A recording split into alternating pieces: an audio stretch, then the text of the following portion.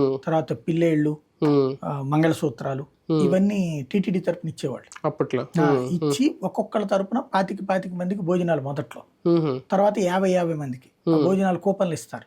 అది వాళ్ళ బంధువులు వచ్చిన వాళ్ళందరికి ఇస్తే అక్కడ భోజనాలు ఏర్పాటు చేస్తారు. అదే అవును. ఈ అప్పట్లో జరిగింది. తర్వాత అది ఖర్చు ఎక్కువ అయిపోతుందని తీసేసి కొండపైనే పెట్టారు రాజశేఖర రెడ్డి హయాంలో. నేను అప్పుడు అక్కడ టీవీ9లో ఉన్నప్పుడు అది వివరాలతో రాశా. వీళ్ళు పెట్టే టెంట్కి అద్దె ఖర్చుతో టెంటే కొనుక్కోవచ్చు.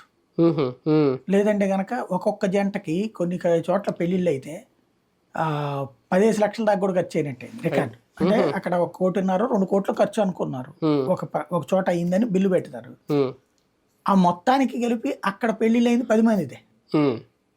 10 మంది పెళ్లికి ₹1,00,00,000 అంటే తలా 10 లక్షలు అయినట్టే కదా. అవును. ఇది ఎందుకు దుబారా చేయడం అన్నటువంటిది నేను అప్పట్లో ఫోకస్ చేశాం. చేశాక పెద్ద చర్చ జరిగి దాంట్లో అప్పటి నుంచి ఓ ఫార్ములా పెట్టింది ఏంటంటే కొండ మీదనే జరగాలని. పెళ్లిళ్ళు ఎవరైనా చేసుకునే వాళ్ళు అయితే కొండ మీద. అట్లాగే బయటికి తీసుకెళ్లి కళ్యాణోత్సవాలు జరపడం అన్నటువంటిది రాజశేఖర రెడ్డి టైంలో జరిగింది. చంద్రబాబు గారు వచ్చాక ఆపేశారు. మళ్ళీ జగన్ వచ్చిన తర్వాత